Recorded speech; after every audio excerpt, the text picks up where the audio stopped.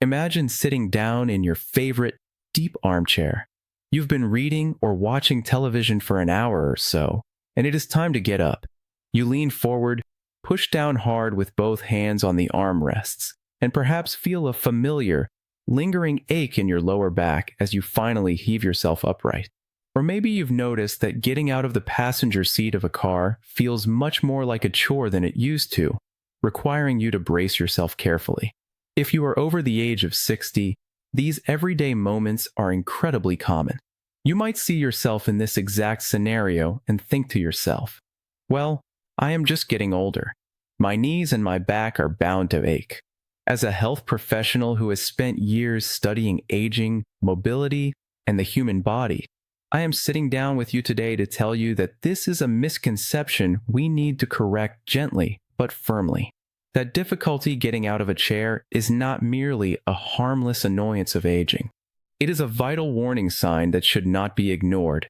What begins as a slight reliance on your hands to stand can rapidly escalate into a severe loss of independence. The underlying issue is rarely just bad knees or a bad back. Most often, it is the silent, progressive weakening of the largest, most crucial muscle group in your entire body, your glutes. To put this into perspective, according to the Centers for Disease Control and Prevention, CDC, roughly 1 in 4 older adults experiences a fall each year. A primary, medically recognized culprit behind these life-altering falls is lower body weakness, specifically in the hips and glutes, which compromises your balance and stability. Before we go any further, I want you to perform a simple, immediate self-assessment. You can do this right now. Sit in a standard, firm dining room chair. Cross your arms over your chest so your hands are resting securely on your opposite shoulders. Now, try to stand up completely straight and sit back down without using your hands or arms for momentum. Can you do it smoothly? Can you perform this movement 5 times in under 15 seconds? If you found yourself swaying, unable to stand without uncrossing your arms, or feeling unsteady on your feet, your gluteal muscles are no longer providing the foundational support your spine and pelvis require. The good news is that reversing this decline is entirely within your control. It does not require hours in a gym, dangerous heavy lifting, or risking your joints with complicated, exhausting routines.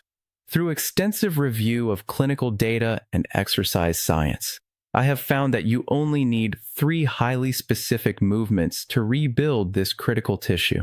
These exercises challenge your muscles in completely different ways, ensuring comprehensive strength.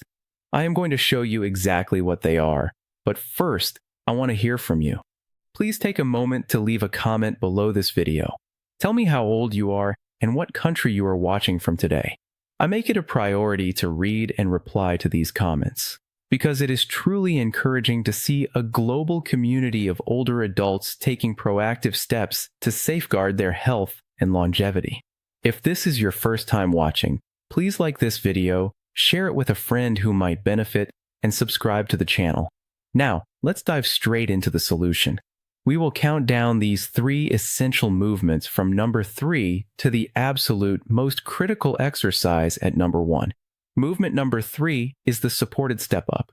When you hear step up, you might picture a high-intensity aerobic class, but we are utilizing this from a purely functional, rehabilitative standpoint.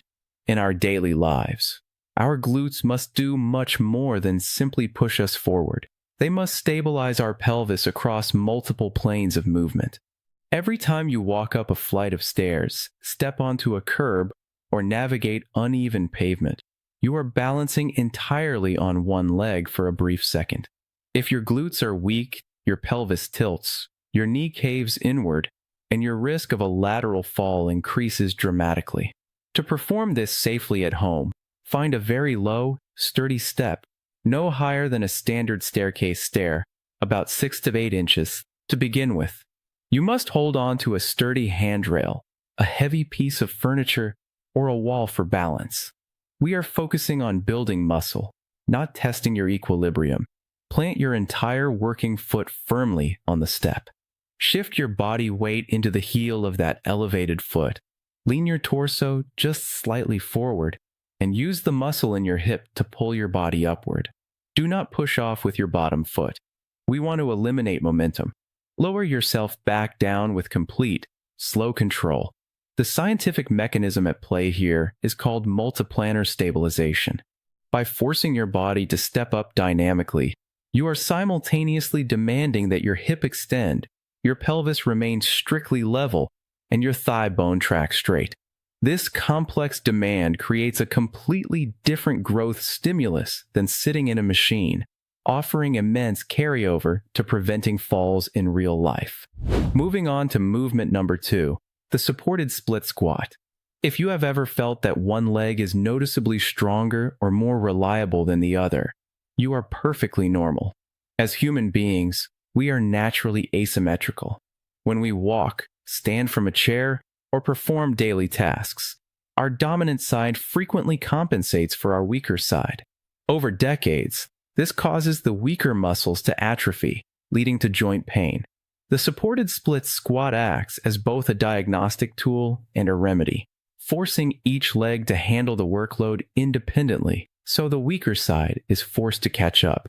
To perform this safely, stand next to a heavy dining table or the back of a very stable couch that you can hold onto for support.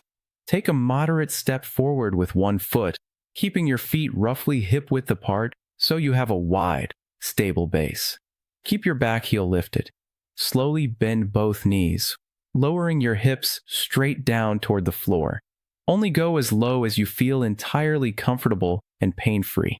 Your torso should have a slight forward lean. Push back up primarily through the heel of your front foot. Why is this so incredibly effective for older adults? It places the glute muscle in a deep stretch position while under the load of your own body weight.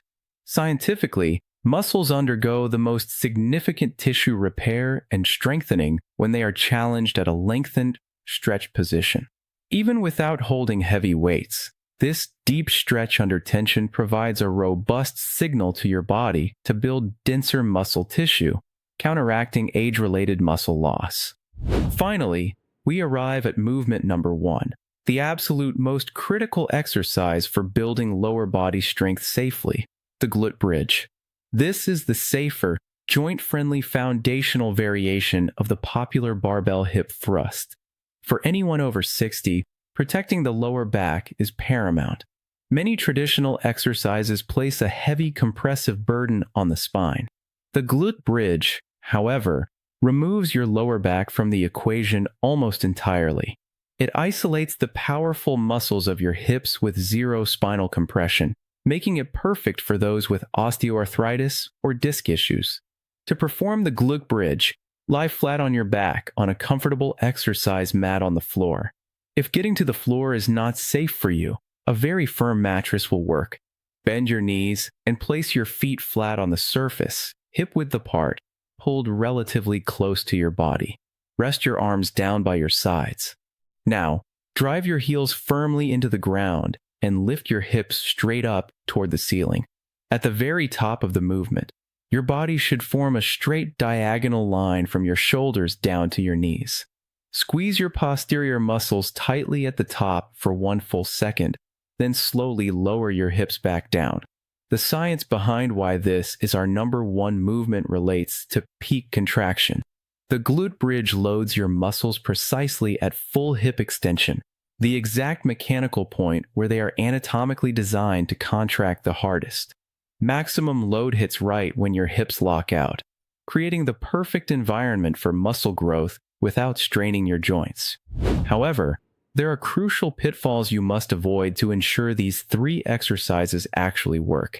First, do not overcomplicate the movements. You may see younger fitness enthusiasts wrapping tight resistance bands around their knees. Avoid this completely. When you are lifting your hips against gravity, the resistance is vertical. A band pulling your knees inward introduces lateral resistance that aggravates the knee joints without helping your hips. Keep it simple. Second, avoid the trap of junk volume. Doing endless, fast repetitions of a light movement might make your muscles feel warm, but that is just metabolic fatigue. To truly preserve muscle as you age, you need progressive mechanical tension. Once you can easily perform 10 to 15 repetitions of these exercises with perfect form, you must make them slightly harder to keep progressing. You can do this by pausing longer at the top, or safely holding a small dumbbell on your hips during the bridge. Finally, none of this works without proper nutrition. As we age, our bodies become less efficient at processing protein, a condition known as anabolic resistance. You cannot build or maintain muscle tissue if you are undereating. You must consume adequate calories and high-quality protein to give your body the building blocks it needs to recover.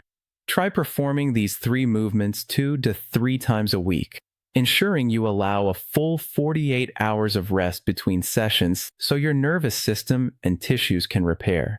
Stick to this focused routine, and you will notice a profound difference in your vitality and independence.